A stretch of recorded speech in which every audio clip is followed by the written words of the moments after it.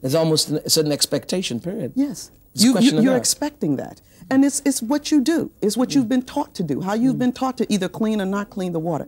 Tradition many times slows us down. We must begin to revisit all the things that we do. So, as you said, out with the old and in with the new. That we can say, oh no, I don't have to do that anymore. When we marry, when we do things, we bring into these new situations. Okay, well, my mother did that, but do I have to continue to do that now? We must question these things. We must question them and revisit stop them. doing them if they're not positive. If they're not positive, just stop. Not just because our mothers did them. You've said this all the time, that, for example, it is important that we develop a middle class. That's part of the whole process of taking Ghana and many other, if you like, African nations forward. I want you to tell me what you mean, Vicky, by middle class first, and then tell me why it is so critical to development. Okay. What I mean by middle class, every society has an upper and a lower. We will always have those who are etching out a living and surviving.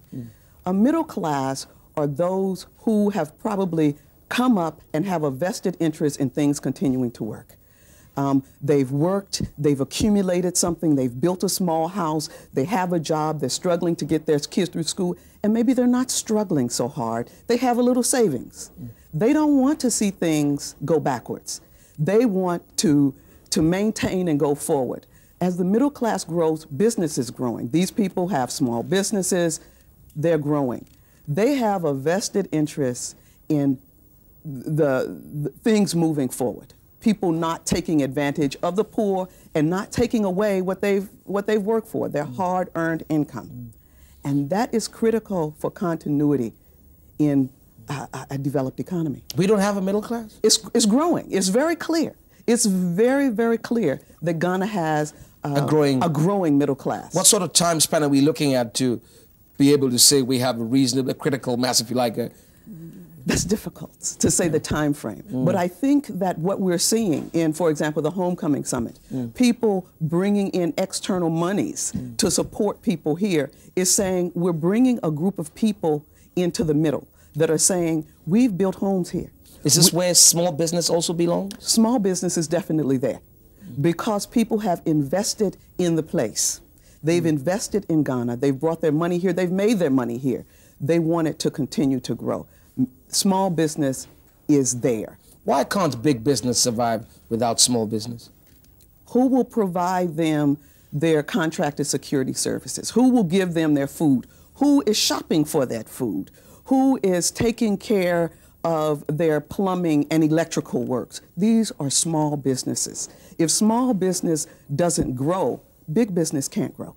It has happened everywhere in the world. Everywhere in the world, big business knows if they're going to operate on their core business, they must understand that they contract out work to those who do their jobs best. They will give out their maintenance contracts. They will give out, some of them give out their complete accounting back office. Some of them give out their services and support systems so they can focus on manufacturing their products or services.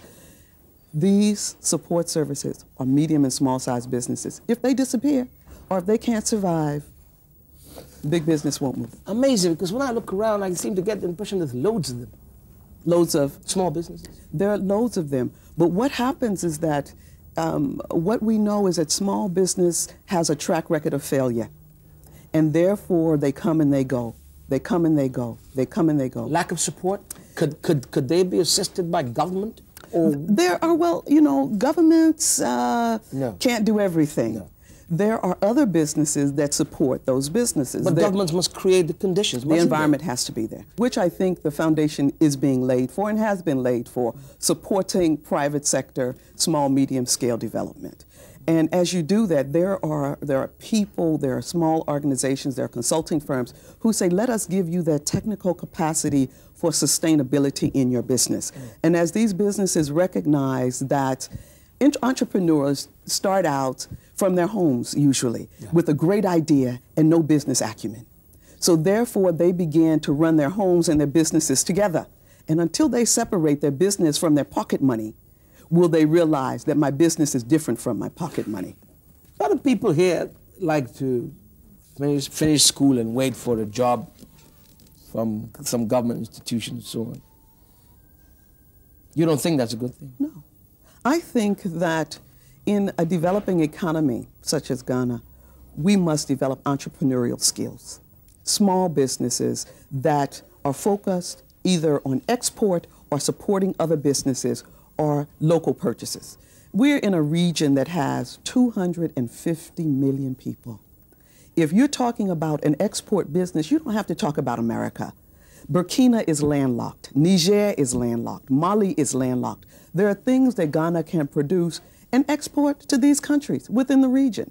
Nigeria, our big brother, is there. There are things that they need. So why don't these things happen, Vicky? You talk about it, it's amazing. Why don't these things happen? They don't happen because Ghana is evolving. Ghana is new. Our free market economy has only been here since '92. It's time. It's moving. It's rolling. But we must hurry up. We really don't have the full luxury of letting it evolve, as other countries had a luxury at that point to evolve because of technology. Technology has changed the pace of everything that we can do. And so it can help us make a quantum leap and not go through. It can help us make a quantum leap. But if we're going to bring our human capital with us, we must recognize that children don't learn to read in a year, that you can't understand science in 2 months, that if we're going to move with technology, you can give certain information through visual education, through distance education and distance learning. But there are other things that you must touch people with, that you must share, that you must learn on the ground. We must develop a strategy to do that together at the same time. Let technology and human capital move in ways that they can move. Because in the end, the people in the rural areas and in the villages, when we start to do things that say we must take some hard decisions, the hard decisions will be made. They will be feeling the pinch and they don't know why. Let's share something with them that can get to them. Technology can get there. And we give them and teach them in that area through the vehicle that they can see and share and learn and understand and have access in ways that they never thought before. Change their experience right in the village. How do you maintain your enthusiasm? Because, you know, Vicky, you're African American. I've met a lot of African Americans that have been quite disappointed when they come to Africa.